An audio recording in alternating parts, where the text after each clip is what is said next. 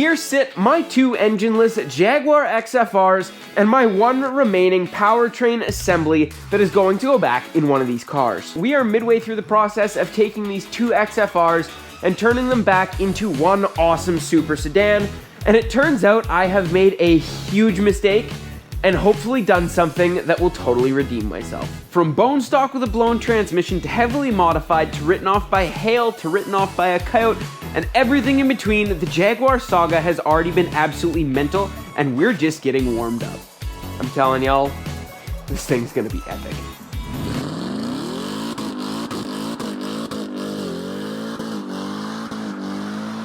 We have got a lot of stuff going on with the XFRs and I am super stoked to get this whole situation moving along. As we can see here, the shop is an absolute mess, full of XFR parts. There is most of a car sitting on this set of shelves here. Along with everything in this corner is all stuff to put these 2 cars back together. And whilst unfortunately one of these cars will never be put back together again, the other is going to be back on the road and absolutely insane when it is. This is my original chassis with around 140,000 kilometers and a current salvage title, and this is the chassis we purchased on the high mileage car that was still roadworthy and just fine when we bought it with around 240,000 kilometers. The original plan was to use the second chassis we purchased because there would be no salvage inspection, we wouldn't have to replace a windshield, and honestly, it just would have been a little bit more convenient. This car has much less hail damage than this one does, even if it does still have a little bit. And I've got service records for this car, even though it has done 240,000 kilometers. It has been maintained religiously at Jaguar, and it seems like it has had a very easy life. So I pulled the engine out of this car because that is the engine we will be using regardless. It only has 140,000 kilometers. We have receipts and records of the timing chains just being done, along with a whole bunch of other maintenance. It's got brand new injectors on it. The intake valves were just cleaned because this is a direct injected engine. And of course, this is the motor that's already got our pulleys and we've done all of the mods with. We know it's happy, we know it's healthy, it's got fresh coil packs and spark plugs, and I'm sure there's about 17 other things that I am forgetting. We had pulled the engine from this car with the intent to put it in this car, but it turns out I have made a huge mistake, and it looks like we're gonna need to use the original chassis anyways. Neither one of these cars is perfect by any stretch, but I had assumed that this one looked to be in a little better shape because if we take a peek up top, they both have hail damage, but this one, the hail dents, although there is more of them, they are much more shallow, whereas on this car, it is definitely more noticeable, and the hail dings are a little bit harsher for sure. Based on what I'd seen, I had assumed that would be the main criteria. The higher K chassis, other than that, seemed to be in good shape, and most of the other things, we could just pick what was best and use it anyways. And if we used the high K chassis, we would have gotten to skip the salvage inspection, which is a royal pain in the rear end, especially considering on our original car, we put holes in the trunk liner to mount our icebox right there. Along with the original car being tuned and having a few other goodies, and honestly, salvage inspections are just a pain in the rear end. We also knew for certain that this windshield would need replaced to pass said salvage inspection because there is a crack in the middle of it, whereas there is not on this one, but it wouldn't have mattered regardless anyways because this chassis would not have needed a salvage inspection. But we found something that trumps all of that and makes us want to use the original car. If we take a peek down here, I've pulled the side skirts off both cars, and although this one is not perfect and there's a little bit of surface rust and bubbling trying to start, it looks pretty solid and is in very good shape. The same cannot be said about our higher mileage chassis. There is a lot of metal missing right here. You can see on this one, this is all gone, whereas on this one, that lip is still there and in good shape. And honestly, that pushes us over the edge, and we will use the original chassis instead of the newer one, although it would have been slightly more convenient. I want this car to last, I want it to be in good shape, and although it will cost a bit more money and be a bit more of a pain, we will have better resale value on this if we decide to sell it at some point. Along with the lower mileage chassis, and the cluster will be congruent with what the engine is and everything else, and there won't be explaining like there would have been if we used this car, if we ever did decide to sell it. I am super stoked about this, and this should be the final epic piece to have this car absolutely insane. We will likely have a different tuning setup as well as the secondary thing that we're going to add to this car to get it making more power with the ported blower, but between those couple of things, this car should be putting down some serious numbers. With the last setup that the car had on the road being the upper and lower pulleys, the race downpipes, the velocity AP tuning, and the icebox setup, I think we should have been making around the 620 wheel horsepower mark, or around 700 crank horsepower, and even that was absolutely ridiculous. But I think with the ported blower, some different tuning, and a little bit of changing things up, we should be making even more horsepower than that. And it's pretty freaking sweet. You can see how beautiful this port job is. It is super smooth, super burr-free, and a ton of material has been removed to help increase flow. If we take a peek here, I don't know how well it'll show, but you can see how thin the blade is there in the middle of the supercharger. That is what the factory one looks like, and that is about 1/4 to 1/3 of an inch, whereas that in its thickest is maybe 1/8 of an inch. It should make our life quite a bit easier that the engine and transmission is all sitting right in front of us. There's a lot of different maintenance items we'll be able to do that are much easier with the engine sitting in front of us like this rather than in the chassis of the car, but it still remains that I'm kind of an idiot and this didn't have to come out at all. The engine mount on this side seems to be in decent shape, although I'm sure it is a bit clapped and probably the original. The engine mount on this side is definitely falling apart. These are fluid-filled engine mounts, and I'm sure we were getting some excess vibration along with some sacrifices in the handling department because of how old and gross these are, so we have new ones on the way. The same goes for our transmission mount. I've actually got 3 transmission mounts for these cars, 2 of them coming from car 1 and car 2, and the third one came with the gearbox that is currently mated up with the engine.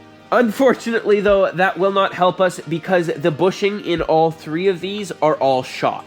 On this gearbox, the filter and pan are all one full assembly, and I ended up using the one that came with the used gearbox. It only had 60,000 kilometers on it, so it was in pretty good shape, but I ended up using it because I had bought a new one and it came cracked. So as soon as I put it on, it was leaking like crazy. I had been in a time crunch, and the place where I got the new filter / pan assembly from gave me a new one, which is sitting right here. But I was not able to have my hands on it in time to fulfill the time crunch I needed to when I was putting it all back together. So I cleaned this one with transmission flush. It was in great shape.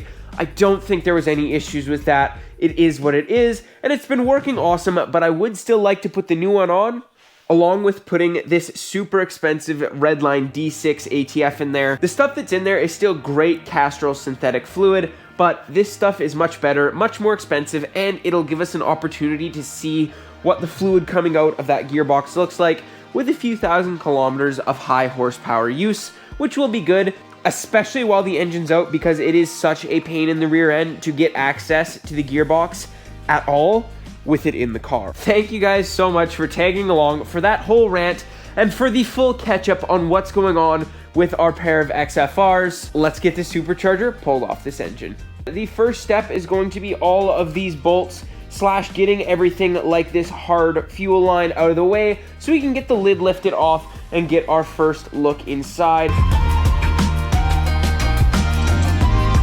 You guys got to be really careful as well. These hard lines here, we need to make sure that we have a good seal when we put these back together, because these run at extremely high pressure because this is a direct injected engine. I'm not sure exactly what PSI these guys are under when the car is running, but I know it's well over 1,000, and you don't want any issues with that or any leaks on those.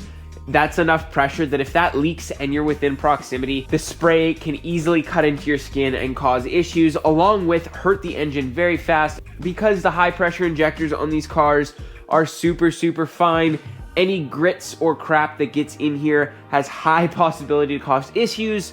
So we are going to make sure we bag these up and don't hurt these threads when we pull it all apart. I've already pulled off the metal water pipe here that I've covered the inlet with a bag just to make sure we don't drop anything in there. And just as another side note, there is a crankcase ventilation here. This goes to the back side of this head and into our throttle body, and there's one that goes from the intake back to this side of the head. And looking in here, I can see that there's a decent amount of oil from the crankcase pressure ventilating, which probably means we should get ourselves a catch can on this car. It's just a good idea. Crankcase pressure is just a thing on pretty much anything, especially something boosted. So we should get ourselves a catch can, and that is good proof of that.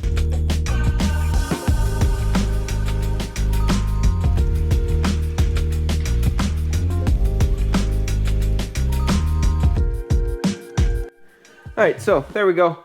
We've got this thing completely ready to lift up. It's not too bad. There are a few bolts up top here that hold all this bracketry to the supercharger / the supercharger lid. Then there's 3 bolts on the back that hold all this to the back end of the supercharger. Just show you right here.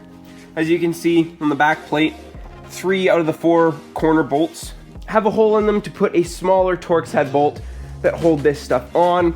But that's about it for the back end of it. There's all of our lid bolts that have to come off, and there's a lid bolt in the middle of the front on both sides that goes all the way through and into the engine itself. Aside from that, you have to pull all the lid bolts so you can access the 4 bolts that hold the supercharger down on either side of the intake manifold portion.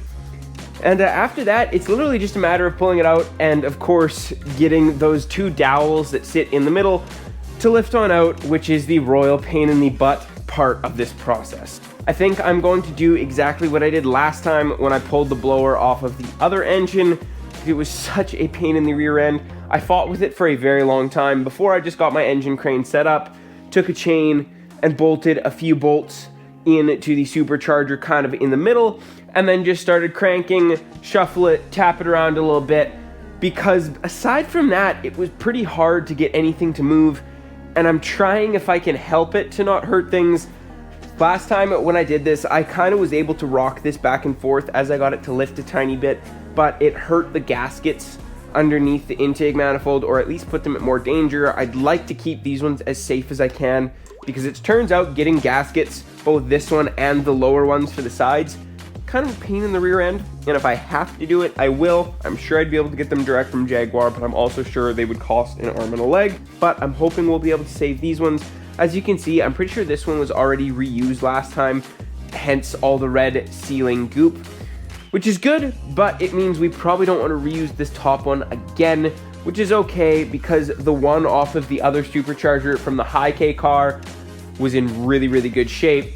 It's a rubber / metal gasket that doesn't look like it's single use. I'll probably use some similar gasket sealant when we put that one back on the blower, whichever configuration of parts we're using, because of course we have this supercharger, we have the one that came off the other car that looks honestly even in maybe a little better shape than this one. I think the rotors on this one look a little better condition, but the rest of the other one looks pretty good too, and looks like it was serviced pretty recently. I had gotten receipts from that car, and the supercharger was supposed to have been serviced pretty recently at Jaguar, so I think we'll be able to use some parts from that guy as well, along with there was a full set of hardware that came with our new casing. The new ported casing we got didn't come with rotors, and of course didn't come assembled. We'll have to put bearings and some things in there along with a rotor pack, of course. But between the 3 blowers, I'm sure we'll be able to put one together that should work quite well. I'm gonna get myself set up here and get a chain bolted to the middle section of this. It shouldn't hurt anything. It didn't hurt anything last time I did this. It's one of those things that guys should be really careful about, because you could quite easily wreck the supercharger housing. In our case, it's a risk I think worth taking, because A, we don't need to use this. We'll probably end up selling one of the 2 superchargers eventually to someone who needs one, but it didn't hurt it last time. As long as we don't scar up the mating surface, we should be just fine, and that is exactly what happened the last time I did this. So I'm gonna get this all set up with my engine crane, and hopefully this will lift off without any real drama. I've got rubber pads set up underneath each of the mount points, just in case these do kind of move around or anything. We don't want to scar up the mating surface. I think it'll be just fine, but we've got those on there anyways. Got my engine hoist hooked up. This is exactly what I did the last time when I pulled the other blower off of the other engine, but hopefully it comes off pretty smooth. And just like that, we've got the blower lifted. Wasn't too bad this time. It was a little easier than last time, especially because I knew what I was doing, but it still lifted the engine completely up and out of the socket little engine mounts here before it dropped. I have not lifted it any further with the crane, and you can see that's how much the engine dropped and how much the crane lifted it up via the 2 dowels underneath, but it came off relatively drama-free, so we are good to go.